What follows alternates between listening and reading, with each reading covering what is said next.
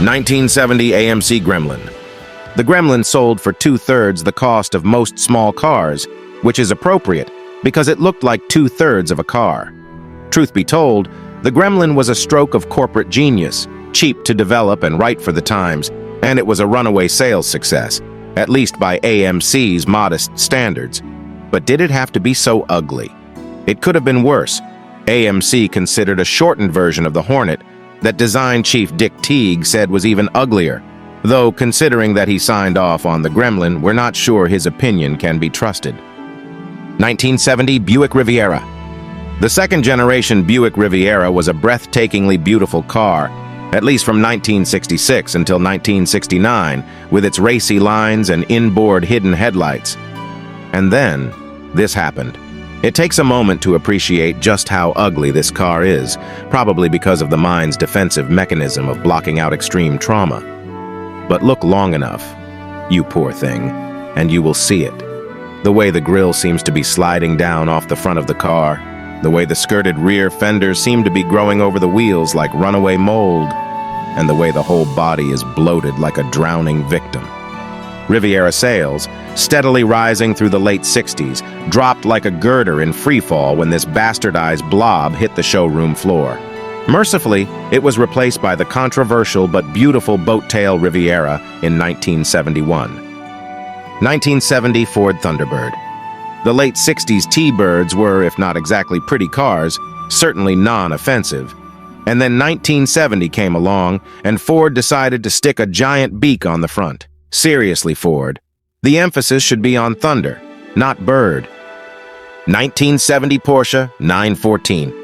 It is difficult to design a well-proportioned mid-engine car, though we'd argue that Chevrolet has finally done it.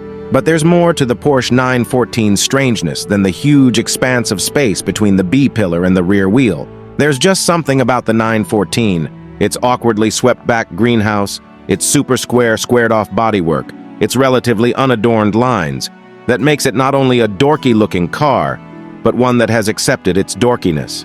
We're not saying that dorkiness is unappealing. We love the 914, but we think a Porsche should be styled like a car you dream about, not the reality you wake up to.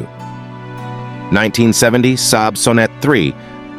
The third-generation Sonnet was designed with American buyers in mind, and someone must have told the Swedes that Americans like cars with huge front overhangs. That was a joke, Saab. A joke. Nevertheless, the Sonnet showed up with this ridiculously elongated schnozzle, made worse by the big 5-mile-per-hour bumper jammed onto the front end. And as if the proportions weren't bad enough, the elongated front contrasted sharply with its awkwardly curtailed tail. No wonder Americans didn't take Saab seriously until the 900 came along. 1972 Subaru GL Coupe.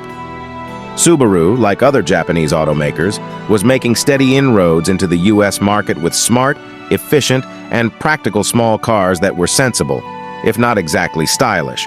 So their designers tried stylish, and this is what happened. Our guess is that the Subaru GL was just a little too long to fit into the shipping crate, and the solution was to cut 8 inches off the tail, stick on a bumper and taillights, and send it on its way. 1973 Leyland P76. Lest you think that British Leyland only made Brits miserable, the P76 is proof that the world's most notorious crap car conglomerate tried to spread that despair to the farthest corners of the Commonwealth. The P76 was a big car produced by Leyland Australia, and our guess is that the design mandate was to eliminate any lingering desire to reform the empire. The wedge shape allows the trunk to accommodate a 44-gallon drum, preferably one full of something incendiary. Besides being ugly, the P76 was built with all the care and quality for which Leyland was known. In other words, none. And after 2 years and just 18,000 sales, the P76 was history. 1973 Reliant Robin. Three-wheel cars don't have to be ugly, though most of them are. The problem with the Reliant Robin is not just that it's ugly, but that it's so desperate. Even its predecessor, the ironically named Reliant Regal, managed some barely detectable smidgen of visual dignity. But the Robin looks like exactly the car you would buy when you can't afford to buy something that is exactly a car. Austere, goggle-eyed, and seemingly satisfied to wallow shamelessly in its subcar status, The Robin seems to be begging for the smallest scrap of our affection, which we feel completely justified in withholding. 1974 Bricklin SV1. Malcolm Bricklin is the man who foisted the Subaru 360 and the Yugo on American buyers, and if that isn't proof of malignant intent, we don't know what is. His one attempt at making a car of his own was the Plastic Fantastic Safety Vehicle 1, and it was terrible in so many ways, including visually. There are the Gugundo bumpers front and rear, the gun-slit windows, and those oh-so 1970s turbine vane wheels that belong on a Chevy van with Shaggin' Wagon painted in day-glow balloon letters on the side. Assembly quality was abysmal, body panels warped, often before they were attached to the chassis. The hidden headlights like to stay hidden. The cars leaked like they were made of cheesecloth, and the 90-pound gull-wing doors would bend or break under the force of their hydraulic actuators. If they opened at all, that is. A buggy electrical system often trapped owners inside the cars. Ugly to look at and ugly to own, that was the Bricklin. 1974 Sebring Vanguard City Car. If you've ever wondered how electric cars got a reputation as glorified golf carts, well, here you go. The city car, brainchild, or perhaps brain fart, of a company called Sebring Vanguard, literally was a glorified golf cart, with a 2.5 horsepower motor, later upgraded to 6 horses, and a wheel chock-shaped body that must have cost tens of dollars to design. It had a 40-mile range and could accelerate to 60 miles per hour in 6.2 seconds. Oh, sorry.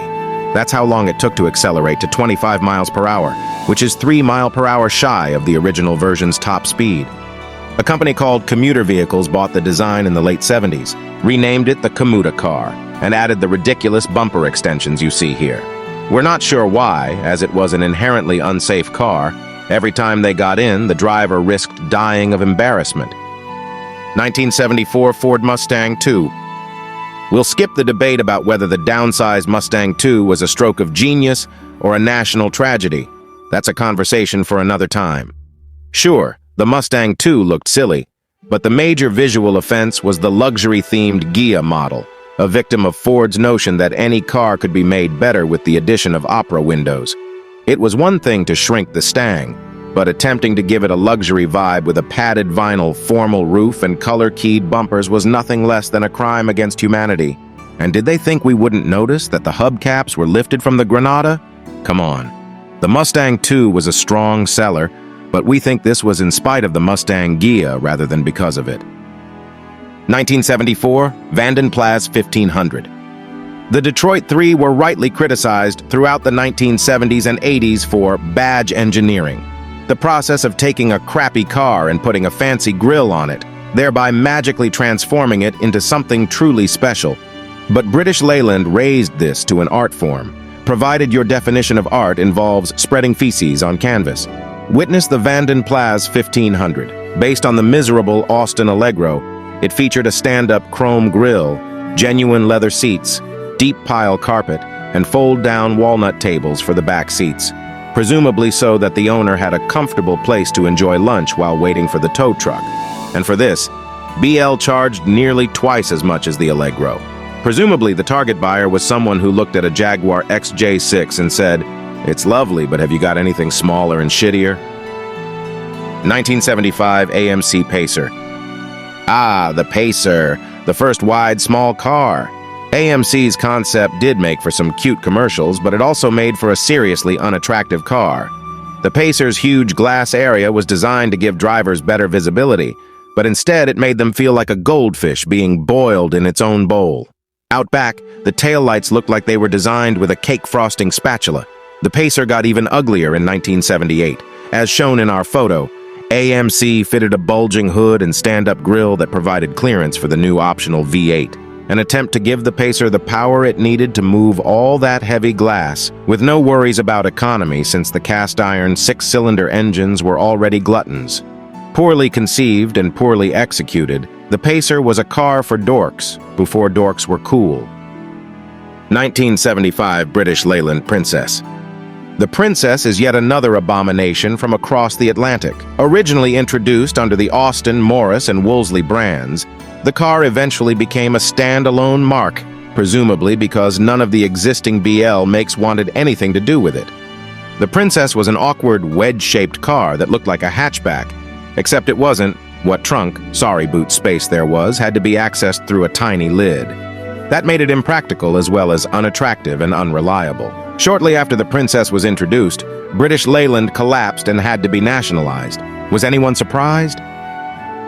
1977 Datsun 200SX. By the late 1970s, Datsun, later Nissan, had earned a good reputation in the United States thanks to handy little economy cars like the B210 and 510 and brilliant sportsters like the 240Z. And then this happened.